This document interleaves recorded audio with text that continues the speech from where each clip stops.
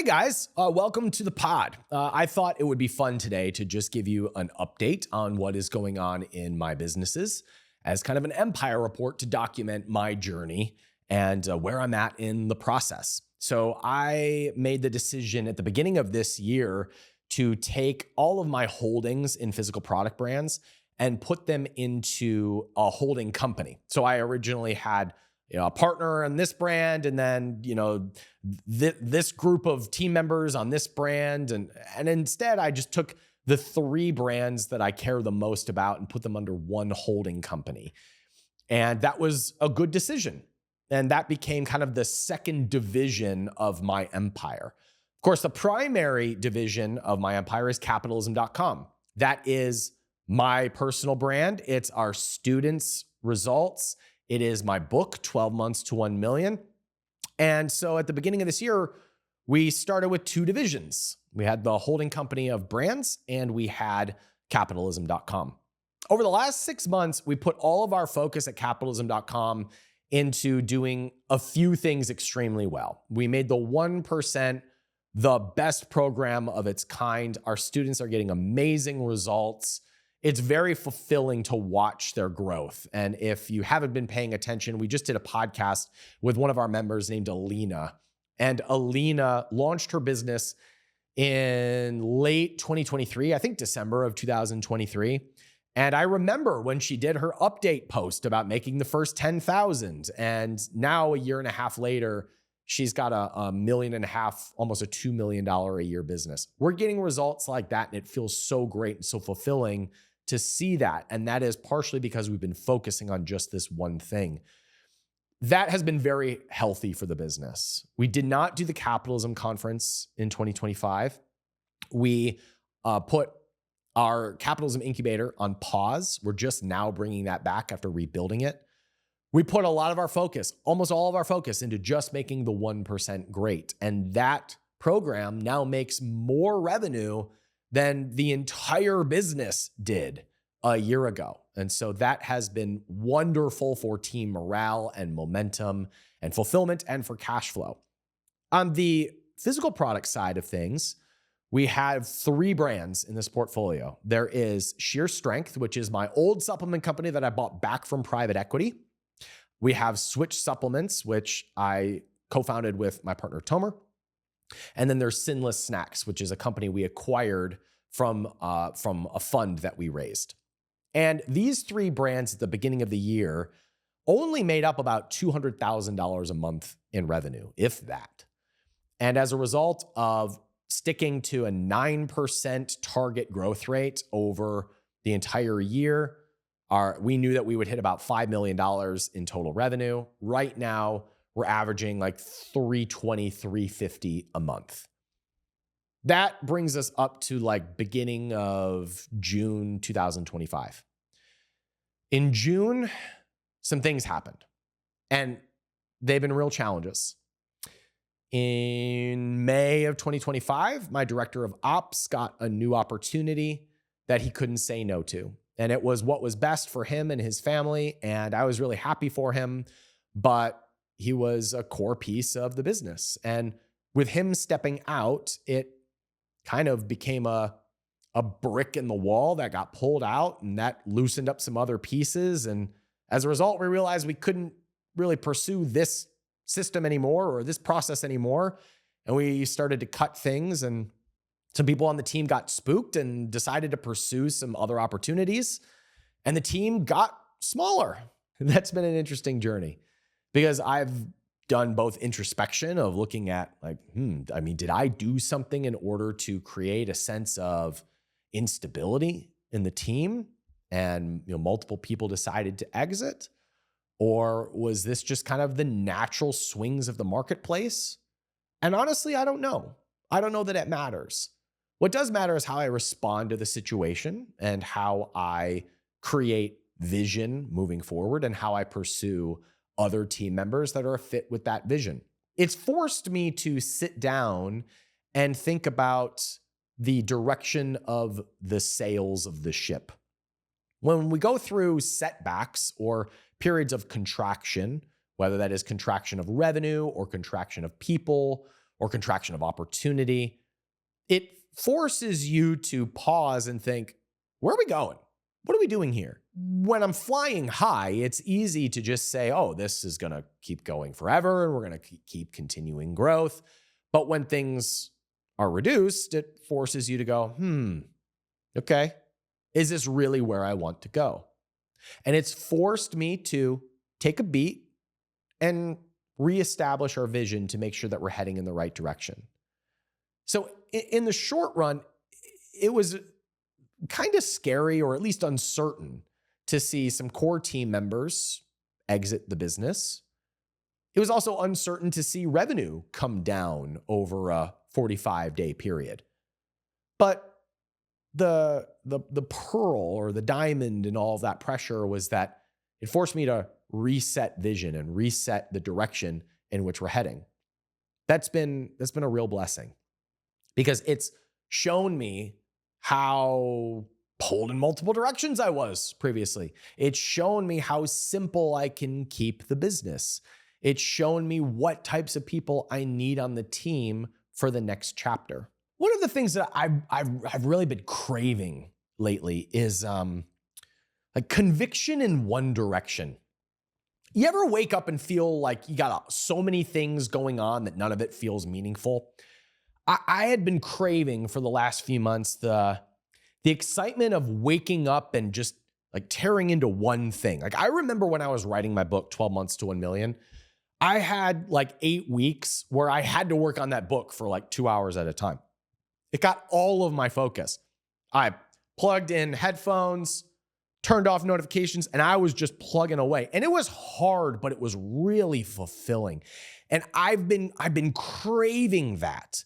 And although it was the right thing to bring my physical product brands into one portfolio and to focus on one thing inside of capitalism.com, I still felt pulled into the meeting for this brand. And then we're going to grow our audience and we should think about our next event or our next conference. I felt pulled in all of these directions. And where I'm at now is I'm starting to see how simple we can keep each business, and how if I have one great partner in this part of the business, it frees me up to focus on whatever that next challenge is going to be for me. So right now, what that looks like for me is hiring somebody on the brand side of my portfolio to be the VP of ops or the director of ops or COO or head brand manager, whatever you want. It's that one person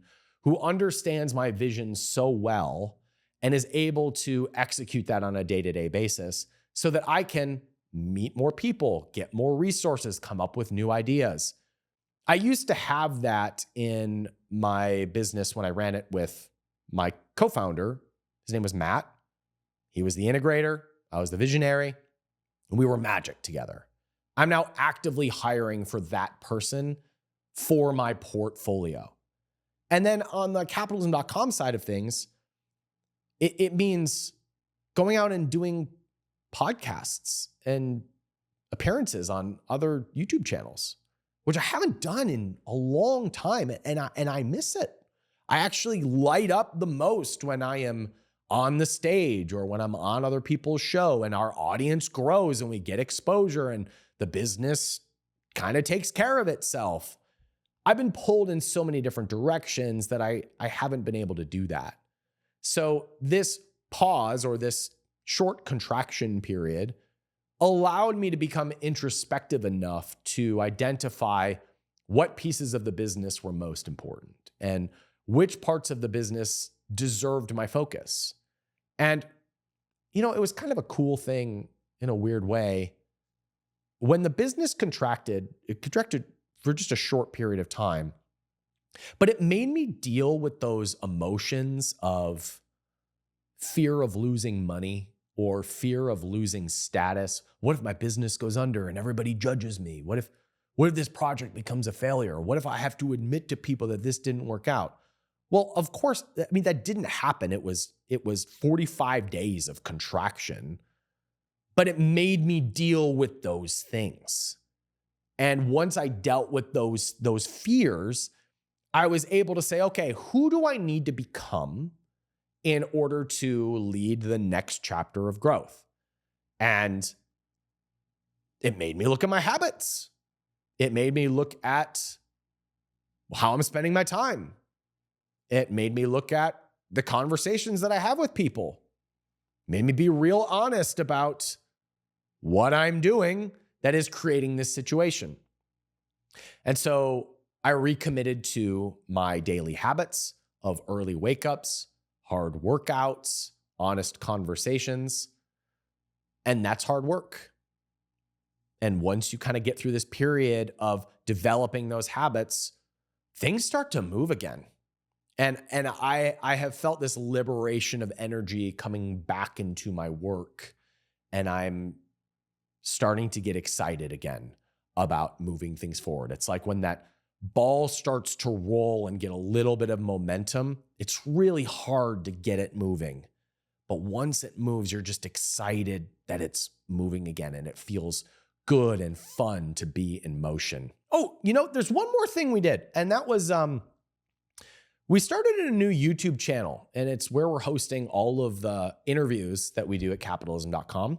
And I made that decision, which was not an easy short-term decision because I was moving it away from my personal channel, which has 150,000 plus subscribers, and starting on a brand new channel with 0 subs. And I wish I had done that 2 years ago, but I didn't because I didn't want to give up the momentum of my personal brand. I finally bit the bullet and built that second channel because I want capitalism.com to start to become more than the Ryan Show. And capitalism.com is never going to grow beyond that if it's always on my personal channel. And we have 15 years of history of making content under Ryan Daniel Moran.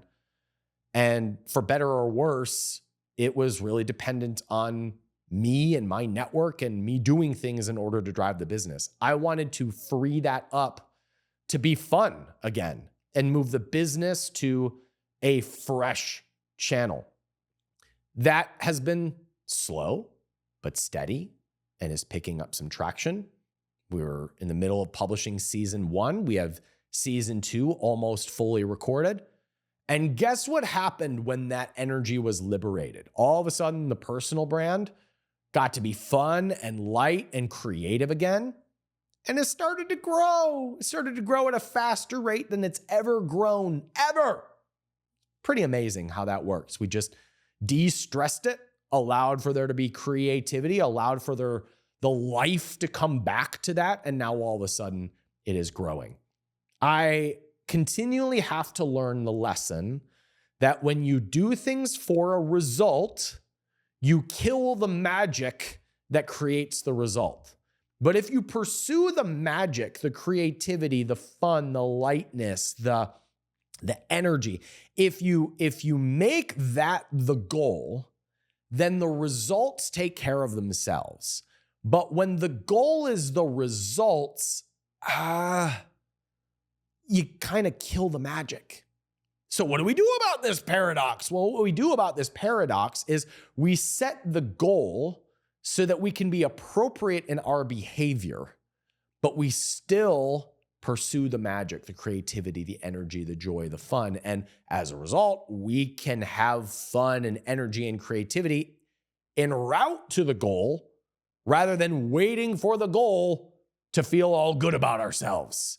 This is the lesson that I have to learn, every year, twice a year, every week, every day.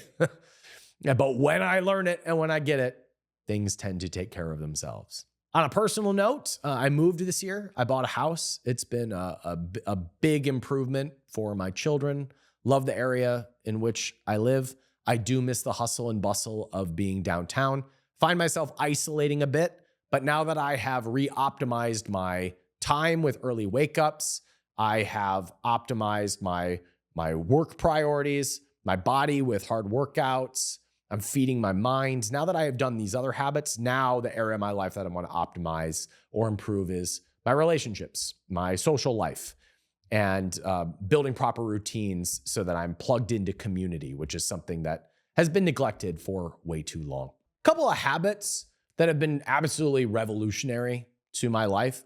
One, choosing an investment practice, like a plan that I'm going to stick to for decades, freed up so much mental energy for me. Because instead of looking at like, should I buy Bitcoin or should I invest in this thing over here, having a plan that I'm going to stick to for a long period of time freed up so much mental energy because I know that it's going to compound into hundreds of millions of dollars. All I got to do is stick to the plan. And the other is waking up before I want to. Right now, I'm sticking to the plan of just making it a habit to be up by 6:15. Eventually, I'll dial that back to 6, 5:45, 5:30. The earlier that I wake up, the happier I tend to be. And I think part of that is just the fact that immediately when I wake up, I do something I don't want to do, which is get out of bed. And now everything else in my life just feels easier by comparison. If I wake up and do something hard, like go to the gym, my life is 60% better. My stress levels are down in half. I'm not kidding. I got a notification from my Oura Ring last week that said my average beats per minute was down 10. Like my average heart rate dropped by 10 beats per minute because my stress levels were down. Thing I changed, waking up early. Can't quite explain it, but it makes my life so much better. And I put a lot of money into PayPal stock this year. This is not investment advice, but that was like the stock that I researched the most and found to be the most undervalued. So you can track that and see if I'm right or wrong over the next couple of years, but the numbers just seem to make sense for me. And if you want to discover more about my investment practice, my investment thesis, I've got a podcast and a video all about what I decided to do with my money. Last point, I have this thing that I'm kicking around that I want to do at capitalism.com. We're about to relaunch our Capitalism Incubator, which is just for entrepreneurs who are over $1 million and they want to scale and prepare for an exit over the next couple of years. And something that I want to do once we get some really good case studies in there, we already have some really good ones, but I want to get more in there to prove out the model, is I want to take minority stakes in these businesses and I want to have a mastermind of 10 to 20 people that came through the incubator, are preparing for an 8-figure exit, and I own 10 to 20% of their business. And the mastermind is all these businesses that are aligned going in the same direction, and I can advise them on maximizing their exit and help them put in the right people. And it gets me really excited to think about not just selling a program, but actually becoming part of a business. Because the thing that will add the most value to one of these entrepreneurs' journey is when I'm sitting there on a Friday night and I'm having dinner with a contact that I had on the podcast. And I'm like, hey, actually, you should meet so-and-so that I own 15% of because your audience would be a perfect fit to promote this product. Me bringing that network and that experience and my experience with selling companies, that will be the most value. It won't come from the program. There'll be a ton of value from that, but the real value will be that strategic advice ongoing with those brands. And so I think the back end of this program that we're launching is going to be me becoming an equity advisor to a few of my favorite brands in this group and advising them to continue on down the 8-figure path. I am very confident and very convicted about what we're doing for entrepreneurs right now. Not up until now, it's been 10 years of helping people accomplish 7-figure businesses. We've got hundreds of success stories. Now, a good amount of my focus is moving into helping those 7-figure businesses go into the multi 7 figures and pursue an 8-figure exit, which has always been part of what I do, but it's never been a concentrated focus. And I'm really excited to help that group of people because I know it can add a lot of value to them. So if that's you, please reach out if you would like some help or you want to talk about how we can help. I'm Ryan at capitalism.com. Thank you for listening to this personal and professional update on my empire. And I appreciate you following my work. Thanks for being here. I'll see you guys next time. Take care.